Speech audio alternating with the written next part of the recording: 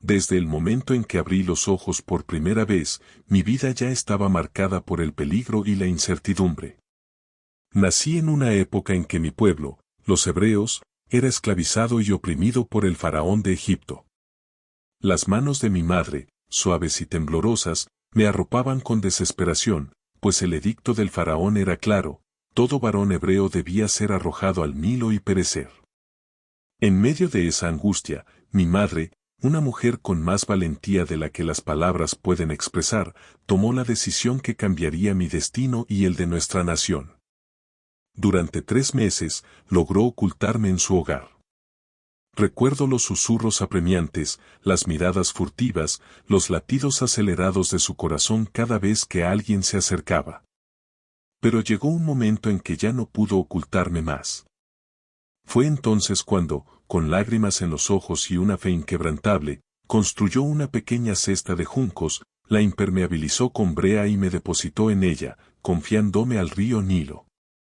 Mis primeras experiencias en este mundo estuvieron marcadas por la oscuridad de la cesta y el vaivén de las aguas que parecían mecerme con la misma suavidad que las manos de mi madre.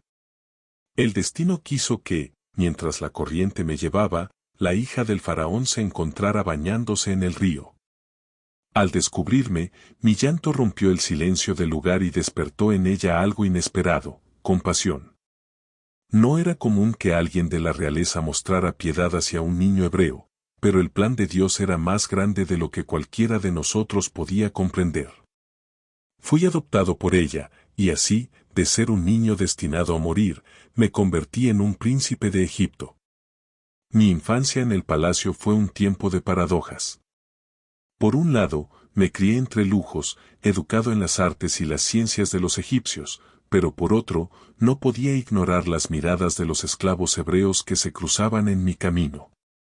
Sus ojos reflejaban sufrimiento y esperanza, y aunque yo no entendía completamente por qué, me sentía profundamente conectado con ellos. Pero fue un día, el destino volvió a sacudir mi vida cuando descubrí la verdad de mis orígenes.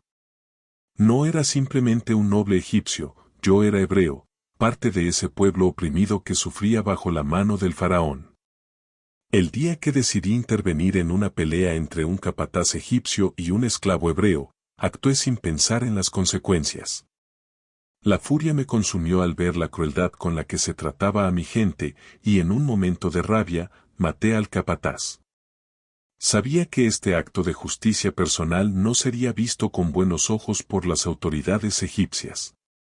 Cuando el faraón supo lo que había hecho, buscó mi vida, y supe que mi tiempo en Egipto había llegado a su fin. Huir era la única opción, así que abandoné todo lo que conocía y me adentré en el desierto. La travesía fue dura, y hubo momentos en que pensé que no sobreviviría. Sin embargo, en medio de ese mar de arena y soledad, encontré refugio en la tierra de Madián, donde fui recibido por Jetro, un sacerdote de la región. Allí, mi vida tomó un nuevo rumbo, me casé con Séfora, una de las hijas de Jetro, y me convertí en pastor de ovejas. Durante años, viví en relativa paz, cuidando del rebaño y criando a mis hijos, pero algo dentro de mí siempre me decía que mi historia no había terminado en Egipto, que un propósito más grande me aguardaba. Con el paso del tiempo, el eco de los lamentos de mi pueblo seguía resonando en mi mente, aunque la vida tranquila que había construido en Madián parecía suficiente. Pero el destino tenía otros planes para mí, y pronto los descubriría de la manera más sorprendente e inolvidable posible. Pasaron muchos años desde que huí de Egipto, años en los que traté de olvidar, de enterrar mi pasado entre las arenas de Madián. La vida de pastor tenía su propio ritmo, un ritmo que me llevó a conocer las vastas extensiones del desierto y aprender a leer las señales de la naturaleza. Sin embargo, aunque mi cuerpo se había adaptado a esta nueva vida, mi espíritu aún llevaba consigo las cicatrices de la esclavitud de mi pueblo.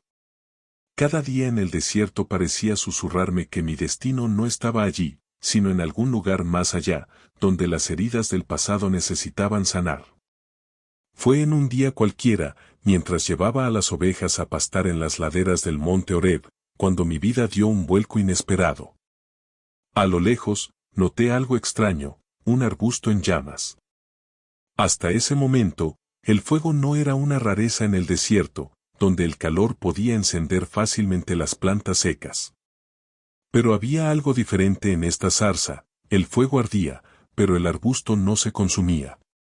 Me acerqué, intrigado, con el corazón latiendo con fuerza, hasta que una voz surgió del fuego, llamando mi nombre, Moisés, Moisés. El sonido de esa voz me sacudió hasta la médula. Era una voz profunda y poderosa, pero también llena de compasión. Aquí estoy, respondí, sin saber muy bien a quién estaba contestando, solo consciente de que había algo divino en aquella presencia. No te acerques más, dijo la voz.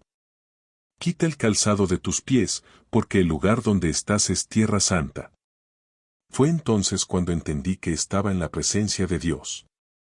Con mi corazón lleno de asombro y temor, escuché la voz que continuó: he visto la aflicción de mi pueblo en Egipto y he escuchado su clamor a causa de sus opresores. Por eso, he descendido para librarlos de la mano de los egipcios y llevarlos a una tierra buena y espaciosa, una tierra que fluye leche y miel. Y tú, Moisés, serás el que guiará a mi pueblo fuera de Egipto.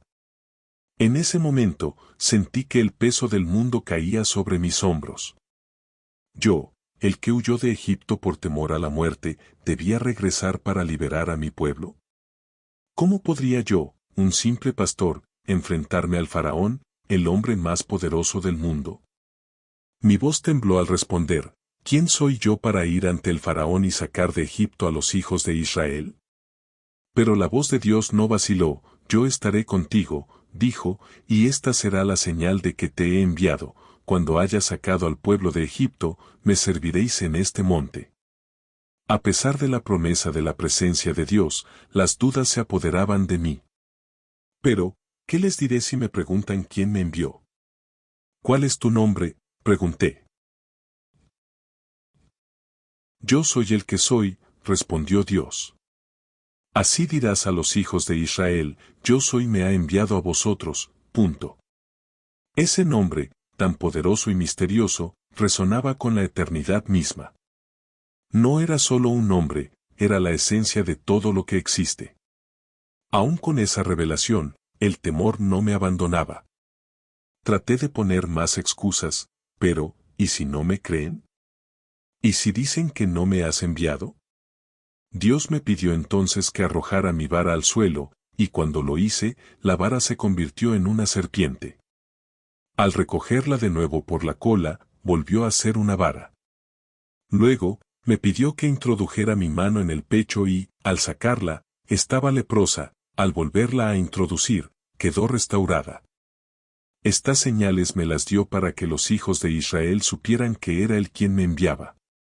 Pero aún había una última excusa en mi corazón: Señor, no soy hombre de palabras fáciles.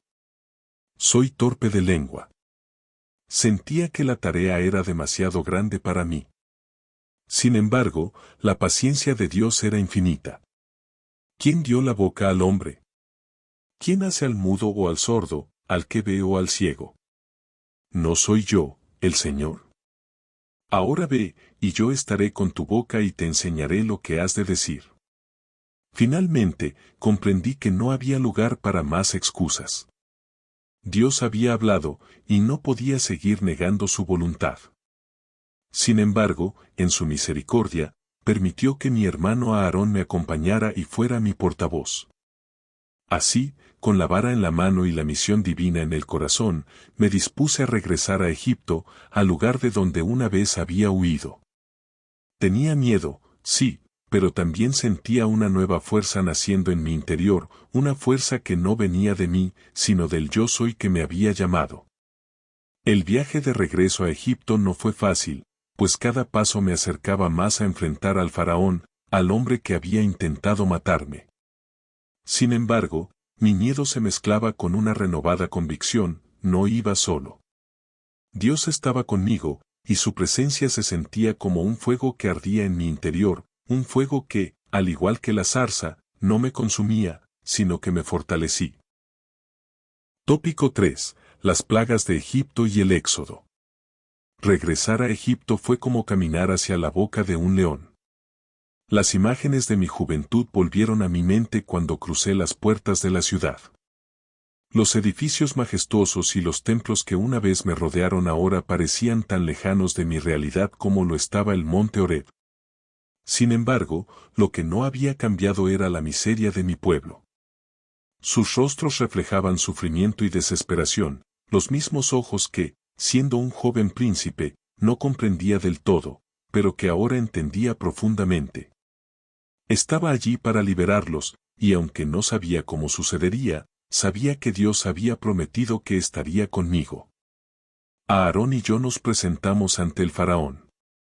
Con voz firme, anuncié el mensaje divino: el Señor, el Dios de Israel, dice, deja ir a mi pueblo, para que me celebre fiesta en el desierto. El faraón, desde su trono imponente, nos miró con desdén y replicó: ¿Quién es el Señor para que yo escuche su voz y deje ir a Israel?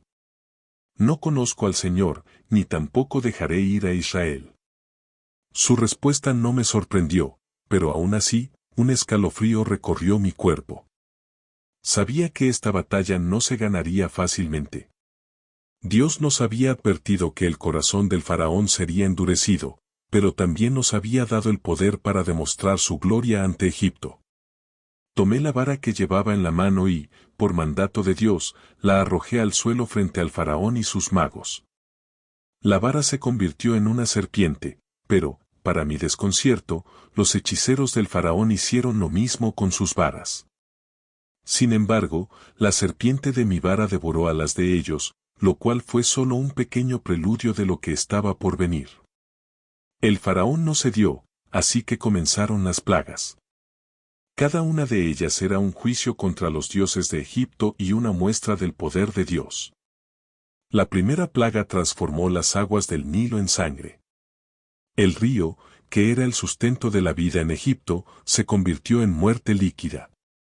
Los peces murieron, el hedor llenó el aire, y el pueblo se vio obligado a cavar en busca de agua potable.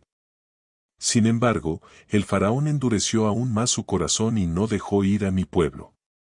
Entonces vino la segunda plaga, una invasión de ranas.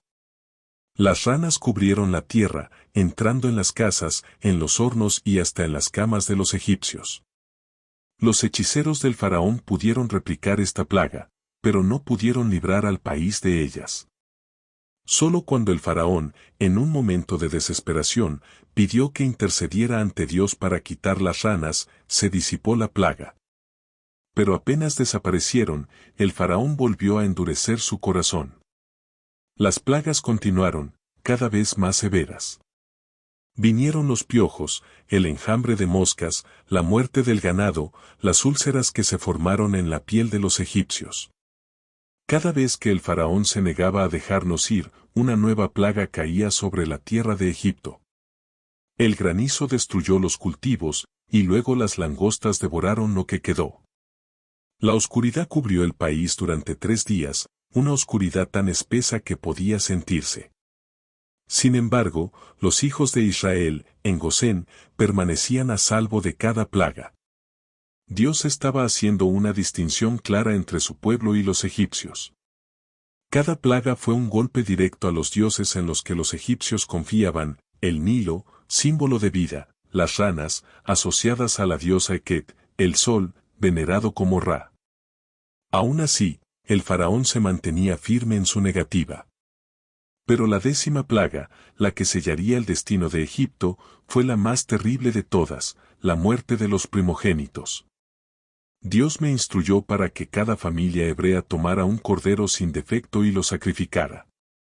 Con la sangre del cordero, debíamos marcar los dinteles y los postes de las puertas de nuestras casas. Aquella noche, el ángel de la muerte recorrería toda la tierra de Egipto, y en cada casa que no tuviera la marca de la sangre, moriría el primogénito. Fue una noche de horror para los egipcios. El lamento se elevó en todas las casas, desde el palacio del faraón hasta la humilde choza del siervo más pobre. En cada hogar había alguien muerto. El faraón, devastado por la pérdida de su propio hijo, finalmente nos llamó y nos pidió que nos fuéramos, que dejáramos Egipto cuanto antes. No solo nos permitió irnos, sino que prácticamente nos echó, temiendo nuevos castigos divinos.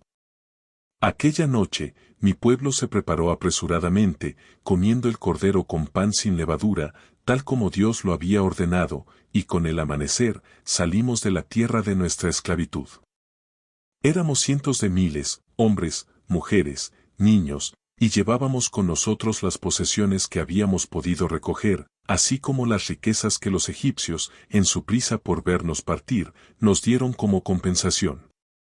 Avanzamos hacia el desierto, con la esperanza renacida en nuestros corazones y la promesa de Dios guiándonos como columna de nube durante el día y columna de fuego en la noche. Pero nuestra libertad no fue fácil de aceptar para el faraón. Tan pronto como dejamos Egipto, se arrepintió de habernos liberado y reunió su ejército para perseguirnos. El sonido de sus carros de guerra se acercaba cada vez más, y nosotros estábamos atrapados entre el ejército egipcio y las aguas del Mar Rojo. En ese momento de desesperación, el pueblo clamó contra mí, pero yo, confiando en la promesa de Dios, extendí mi vara sobre las aguas.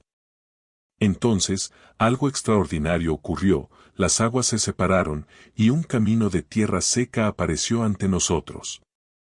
Cruzamos el mar con las aguas alzándose como muros a ambos lados. El ejército egipcio, en su afán por atraparnos, se adentró en el camino detrás de nosotros. Pero cuando todos los hijos de Israel estuvieron a salvo al otro lado, extendí de nuevo mi vara, y las aguas volvieron a su lugar, cubriendo a los soldados y a sus carros. Así, el ejército más poderoso de la época fue destruido, y mi pueblo fue finalmente libre. Nuestra liberación de Egipto fue solo el comienzo de una travesía que pondría a prueba nuestra fe, nuestra paciencia y nuestra capacidad para confiar en Dios. Al cruzar el Mar Rojo y ver el poderoso ejército egipcio desaparecer bajo las aguas, nuestras voces se alzaron en cánticos de alegría y alabanzas. El Señor había mostrado su poder de manera asombrosa, y la esperanza que había renacido en nuestros corazones se sentía inquebrantable. Sin embargo, no pasó mucho tiempo antes de que el desierto empezara a revelarnos sus desafíos. Los días en el desierto de Sur se volvieron interminables, con el sol abrasador sobre nuestras cabezas y la sed apretando nuestras gargantas.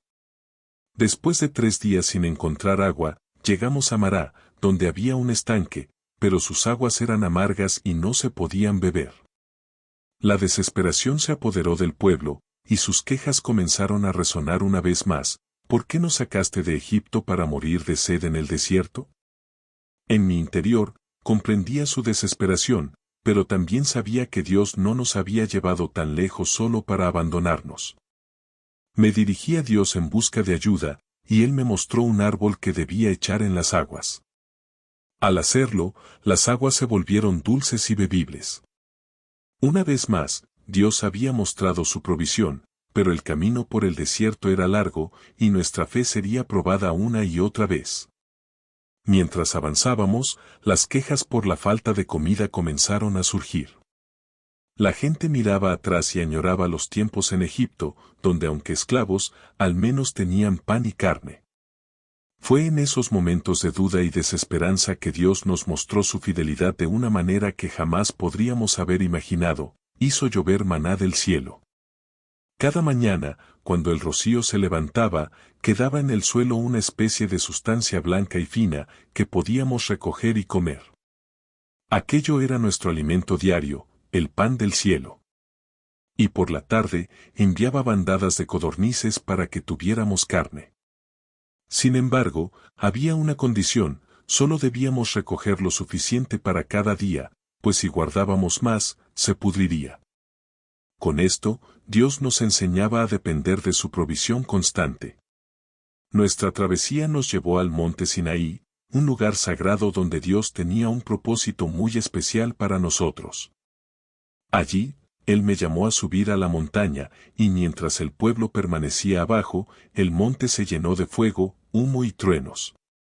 La voz de Dios resonó en lo alto, y todos temblaron de miedo. Fue en ese lugar donde Dios me entregó las tablas de la ley, los 10 mandamientos, grabados en piedra, para que fueran la guía moral y espiritual de nuestro pueblo. Estos mandamientos no eran solo un conjunto de reglas, eran un pacto, un compromiso de nuestra parte para ser fieles al Dios que nos había sacado de la esclavitud. Eran las normas que nos definirían como una nación santa. Sin embargo, mientras estaba en la cima del monte, el pueblo abajo sucumbió a la desesperación. Al ver que tardaba en regresar, convencieron a Aarón de que les hiciera un ídolo para adorarlo. Recogieron el oro que tenían y lo fundieron para construir un becerro de oro. Cuando descendí del monte y vi a la gente bailando y adorando a esa imagen, mi ira se encendió. ¿Cómo podían tan rápidamente olvidar lo que Dios había hecho por ellos?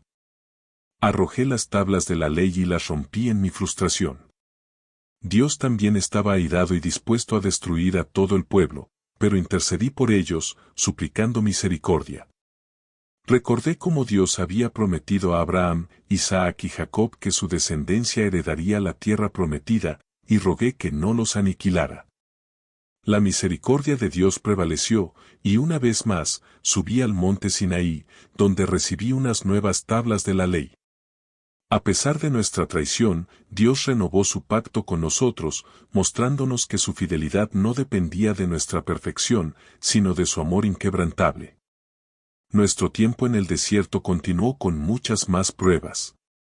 Tuvimos que enfrentar la falta de agua nuevamente en Meribá, donde Dios hizo brotar agua de una roca cuando golpeé con mi vara, a pesar de mis dudas y de la impaciencia del pueblo. Fuimos atacados por otras naciones y nos enfrentamos a la constante tentación de la desobediencia y la idolatría. Cada vez que dudábamos, Dios nos mostraba su poder y provisión, pero a menudo volvíamos a tropezar. El viaje no era solo un camino físico hacia la tierra prometida, era también un proceso espiritual, en el que Dios nos estaba moldeando y enseñando. Cada paso en el desierto nos acercaba más a nuestro destino, pero también nos hacía conscientes de nuestra dependencia total en Dios. Las dificultades nos recordaban que no podíamos confiar en nuestras propias fuerzas, sino en aquel que nos había guiado desde Egipto. Finalmente, después de mucho tiempo y muchos desafíos, llegamos a las llanuras de Moab, frente al río Jordán. La tierra prometida estaba a la vista, y la esperanza de entrar en ella se sentía más cercana que nunca. Sin embargo, yo sabía que mi papel en esta historia estaba llegando a su fin. Dios me había dicho que no cruzaría el Jordán, sino que guiaría al pueblo hasta las puertas de la tierra prometida.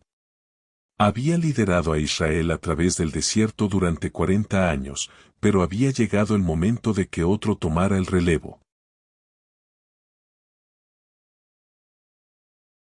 Habíamos recorrido un largo y arduo camino, y ahora, después de 40 años en el desierto, estábamos finalmente frente a la tierra que Dios nos había prometido.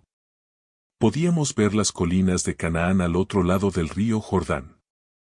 El pueblo estaba lleno de expectativas y esperanza, pero para mí, este momento traía consigo una mezcla de sentimientos. Dios ya me había revelado que no cruzaría con ellos. Mi misión estaba llegando a su fin, y otra persona debía tomar el relevo para llevar al pueblo a su destino final. La razón de mi exclusión era clara para mí. En Meribá, cuando el pueblo se quejó de la falta de agua, no seguí exactamente las instrucciones que Dios me había dado. En vez de hablarle a la roca para que diera agua, la golpeé con mi vara, dejándome llevar por la frustración y la ira. Por esa falta de fe y obediencia, Dios me dijo que no entraría en la tierra prometida. Acepté el castigo, aunque me dolía profundamente. Sin embargo, entendí que incluso yo, el líder elegido, debía someterme a la justicia de Dios. Dios me ordenó preparar al pueblo para la transición, y eso hice. Elegí a Josué, un hombre fuerte y valiente que había demostrado ser fiel a lo largo de todos nuestros años en el desierto. Lo presenté ante el pueblo y, en una ceremonia solemne, impuse mis manos sobre él, transfiriéndole la autoridad que Dios me había otorgado. Josué era ahora el encargado de liderar a Israel hacia la conquista de Canaán. Mi papel era preparar sus corazones para lo que venía y recordarles las leyes y mandamientos que Dios nos había dado en el monte Sinaí. Antes de partir, dirigí mis últimas palabras al pueblo. Les recordé los mandamientos de Dios y les advertí sobre los peligros de apartarse de su camino. Les narré todas las maravillas que habían presenciado desde que salimos de Egipto, las plagas, la apertura del Mar Rojo, el maná diario que caía del cielo, la nube que nos guiaba durante el día y la columna de fuego por la noche. Era fácil olvidar lo que Dios había hecho por nosotros, especialmente después de años de pruebas y dificultades, pero debían recordar siempre que Él había sido nuestro protector y proveedor. Les advertí que, una vez en la tierra prometida, serían tentados por las costumbres de los pueblos vecinos, que adoraban a otros dioses y seguían prácticas abominables. Debían permanecer fieles al Señor, obedecer sus mandamientos y no dejarse llevar por la idolatría. Les recordé que el pacto con Dios no era solo para ellos, sino también para sus hijos y las generaciones futuras. La tierra que estaban a punto de conquistar era un regalo, pero también una responsabilidad. Con mi misión casi cumplida, Dios me ordenó subir al monte Nebo, desde donde me permitiría ver la tierra que había prometido a Abraham, Isaac y Jacob. Mientras ascendía, cada paso se sentía pesado, no por el esfuerzo físico, sino por el peso emocional de saber que este sería el último lugar en el que estaría en esta tierra. Al llegar a la cima, miré hacia el oeste y vi las vastas extensiones de Canaán, las verdes colinas, los valles fértiles y las ciudades que el pueblo de Israel conquistaría bajo el liderazgo de Josué. Era una visión majestuosa y conmovedora, pero también un recordatorio de que mi viaje terminaba aquí. En ese momento de soledad en la cima del monte Nebo, una paz profunda me invadió. Había cumplido mi propósito, guiando a Israel desde la opresión de Egipto hasta las puertas de la libertad. Recordé todos los momentos de mi vida, desde mi adopción en el palacio de Faraón hasta la zarza ardiente, las plagas de Egipto, la entrega de la ley en el Sinaí y los largos años de peregrinación en el desierto. Había cometido errores, había sentido dudas y frustración, pero también había experimentado la fidelidad de Dios de manera extraordinaria.